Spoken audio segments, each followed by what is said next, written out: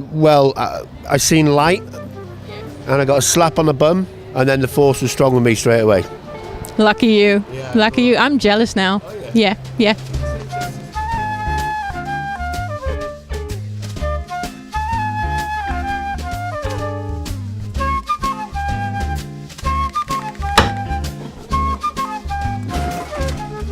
I've learned that you used to be a heavyweight and a kickboxer. I was a cruiserweight. Cruiserweight. Oh, sorry. But I used to fight the heavyweights because the cruiserweight. I had that sort of when Tyson was in his heyday. I had that fear in the kickboxing world with the other people, so it was very hard to find cruiserweights, which is 14 stone. So I ended up fighting guys that were like 17, 18 stone. I used to win the fights, but I'd have a little trip to the hospital to sort me broken bones out, you know. Yeah, it was different. I was the Evel Knievel of the kickboxing ring. I recommend every kid out there does sports, because especially if you're not too hot with the old theory, it's helped me lots because I'm very dyslexic. So my boxing ring was my dream machine, as they call it.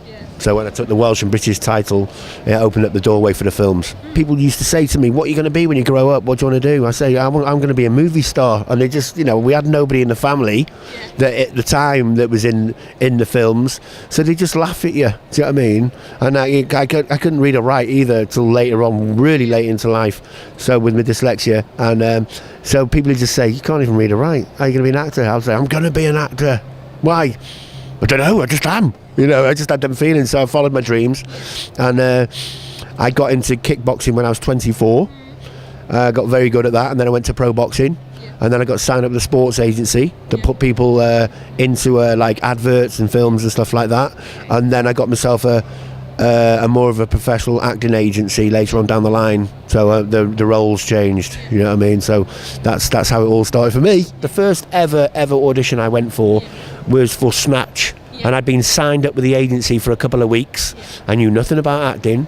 There's a guy called Tony Scott Lee in the town where I live in Rill. At the time I had a photography shop. So my mum goes, well, I thought, I'm the Welsh and British champion, proud son. She wants a picture on the mantelpiece. So I went there, because I went into the kickboxing to get myself into the films. But I got so deep into the kickboxing, I sort of forgot why I was there, So when I took the Welsh and British title, I went there, and they took the pictures. And like 3 days later, Tony Scott Lee, who's Lisa Scott Lee's Out of Steps, his dad, right? So he's a big part of my dream. And he goes, Spen, your pictures are ready. And he goes, hey, Spen, have you ever thought about being in the movies? I went, hello. And this light bulb just went, out of my head. I've got some friends down in London that have a sports agency. Can I send you pictures off? So it was literally one of them. That's how it happened for me. But the first thing I sent for was Snatch to play Tommy. So I turned up at 3 Mill Studios. I thought I was going to get off the train to red carpet and trumpets going.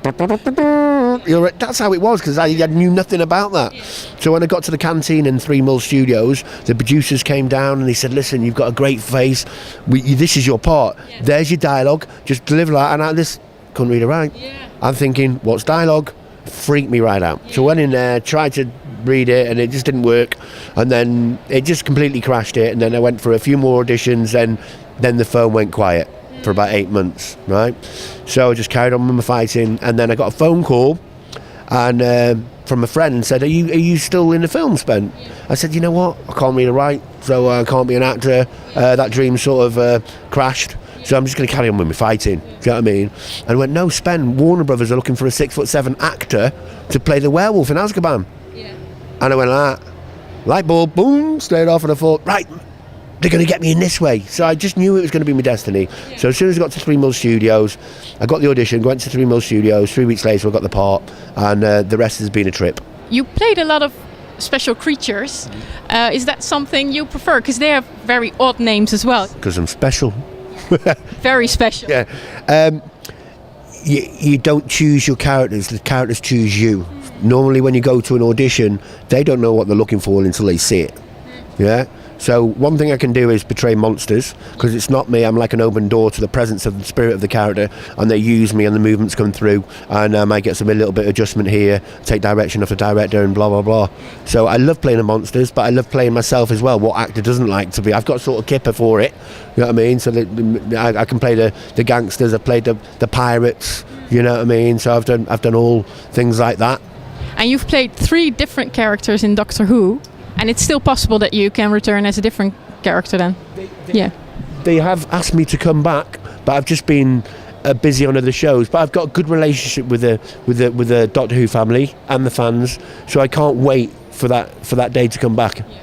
Darth Vader. Were you a little bit bummed that you didn't get to do the voice? No, not at all. You know, it's James Earl Jones. You know, he's a living legend.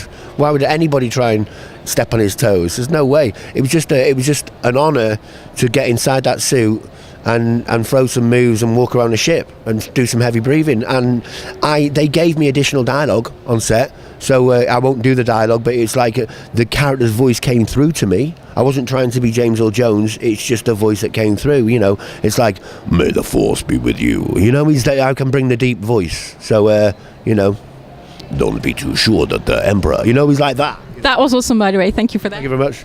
It's the force. Was it a dream come true? Because basically, I think, especially in the UK, because a lot of Star Wars is filmed in the UK, to finally play on a Star Wars movie. Yeah, I'm a very grounded actor, so don't let things go to my head. You know what I mean? But I've played lots of iconic monsters, the Wolfman, the Frankenstein. I've played a lot. You know, to play Darth Vader, it was great to feel his presence, and to be you know, one of two actors that played Darth Vader. It was just great to you know, play the big Dark Lord. You know what I mean? But we've moved on. We're on other things, and it was just great to be top billed for a Darth Vader character. Yeah, it's great history. I can imagine that. So one final question. What is the one thing you hope to take from Dutch Comic Con? I don't know if you've ever been to the Netherlands before, or what your experience are meeting fans, but what's the one thing you hope to achieve here? Because I think you were the one who sent the message like, bring cheese and stuff like that. So what's your wish? Netherlands is very close to my heart, yeah. It was the first country I worked out of my country. I lived in Ubineweg in Rotterdam when I was 22 years old, putting the big 38-storey building up. And my niece is Dutch, Adriana Sophia Roda. They were born in Amstelveen. Albert, who's passed now, but Albert Roda was my brother-in-law, and I just love. I'm not just saying this because I'm here to score points, but I do love the Dutch life, and I love Dutch people, and you know E.T. You know E.T. When E.T. lands and then the mothership comes down, and I feel like E.T. because when I come here, everybody's tall. I was like home, home, home, home. You know what I mean? I was like, whoa, I fit in. You know. So, but it was great, and all I can say is, kids, if you're watching, follow your dreams, do well in school. So you can feed your dreams. Don't live off the parents. You know what I mean? You need life skills from life. So do as many jobs as you can. But if you want to be an actor, just do well in school so you can feed them dreams later on. Well said. Thank you very much.